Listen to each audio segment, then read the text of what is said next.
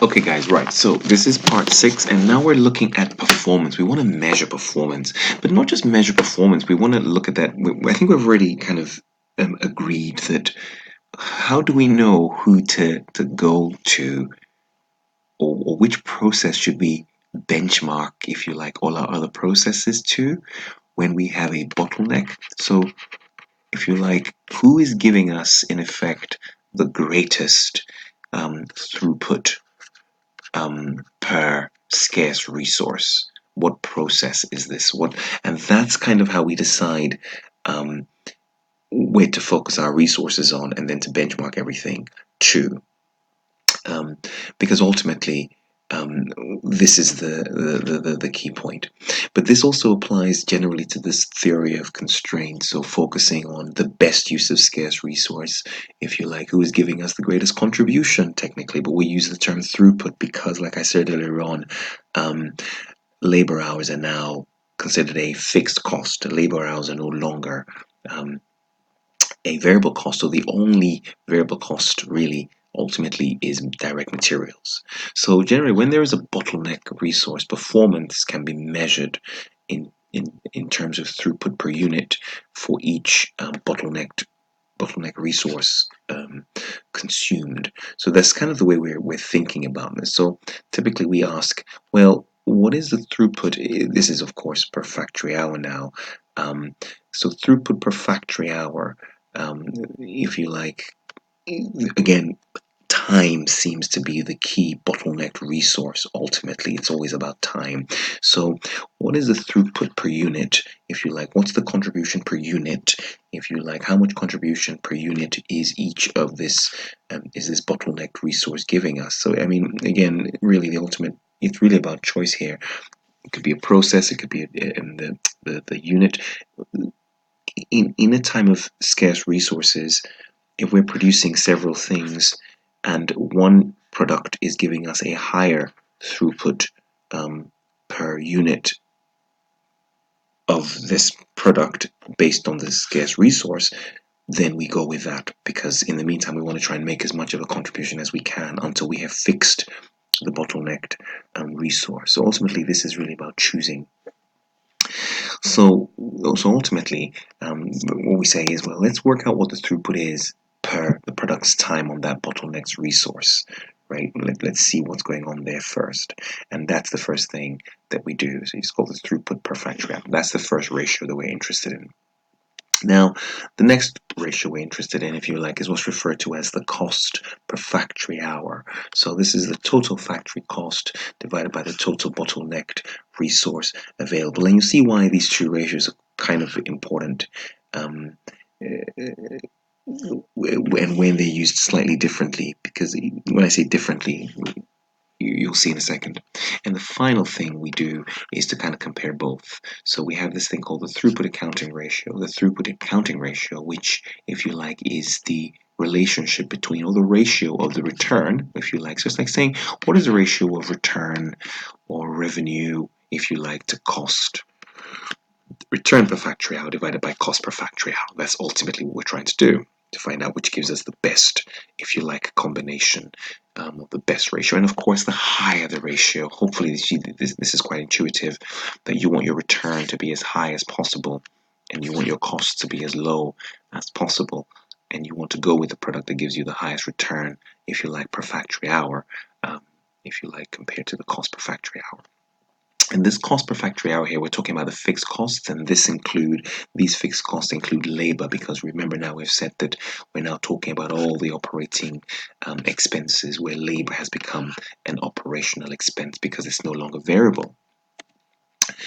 And so a TPAR would suggest that throughput exceeds the operating costs, right? So the product should make a profit, and priority should be given to these products that generate the best ratios, right? So you're about to start your process. You have a number of products you could make, but your focus should be on, given you have a scarce resource, let's make the products that give us the highest, if you like, throughput per scarce resource.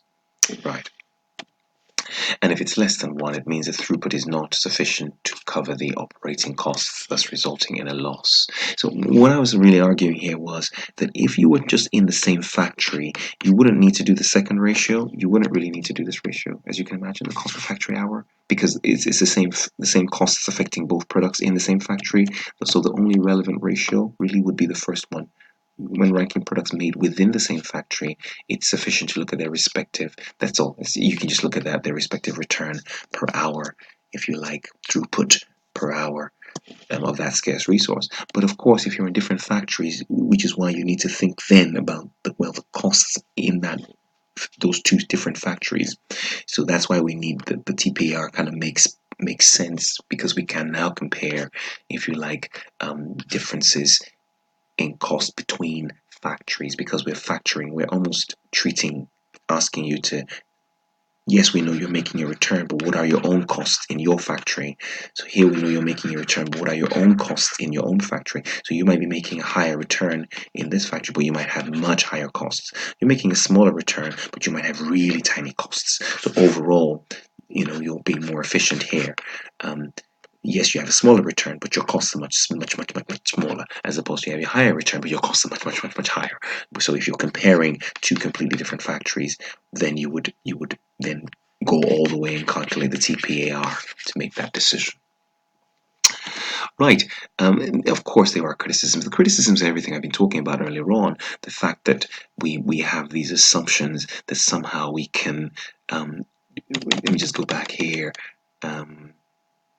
To my picture here. I think I mentioned earlier on that somehow there's this assumption that we can stop, you know, these big operational costs. They're already in play. You will unfortunately have to deal with these bottlenecks, and you will still have a buildup of stock. You need really efficient systems. Are you going to lay off these workers just because you have a slow process? Sometimes you have some products just need to be made. If you like, there might be components for other parts. If you like, that are necessary for other parts. There might be contracts where we need them for. So really, the idea that we can just somehow stop everything we're doing is not very. Isn't very. What's the word? Correct or accurate. It concentrates on the short term when a business has a fixed, of course, it's very short term based. A fixed supply with bottleneck and operating expenses are largely fixed.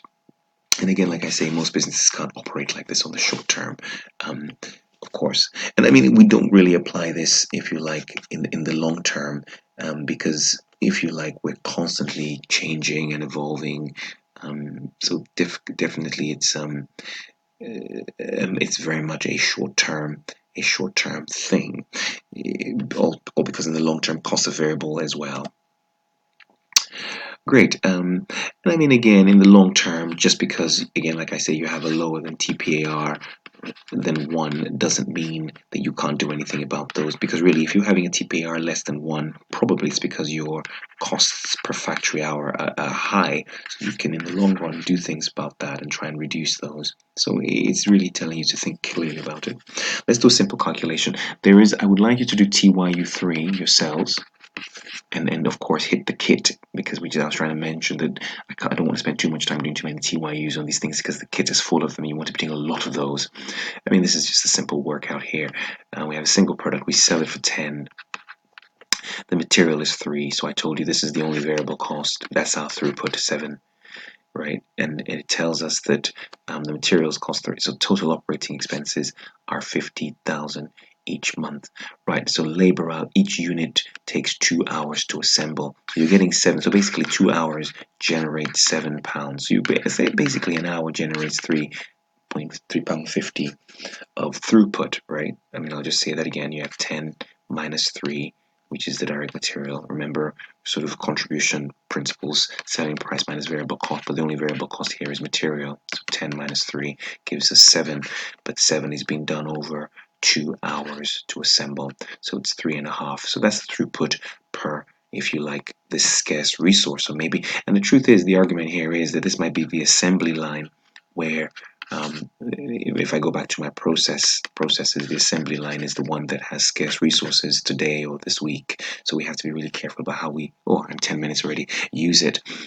So I could have been comparing this with another product that came out at, I don't know, was selling for 8 minus, and it costed us, the raw material was 4 and it took 1 hour. So that would be 4 over 1 and that would be 4. So the argument is make this one first, right? So what do we have here? Throughput, of course, is that. Oops, oh, and how do we get there? Let me just, because I want to finish off on that. Throughput is £3.50.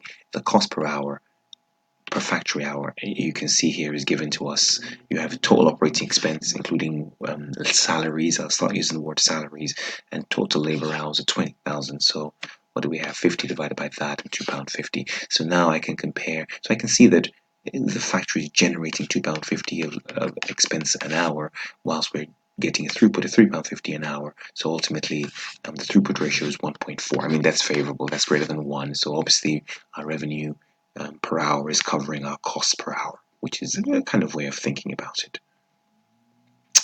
Improving our, oh, I need to hurry up here because I want to stay within the 10 minutes. Improving our TPAR, I mean, it's a ratio, isn't it?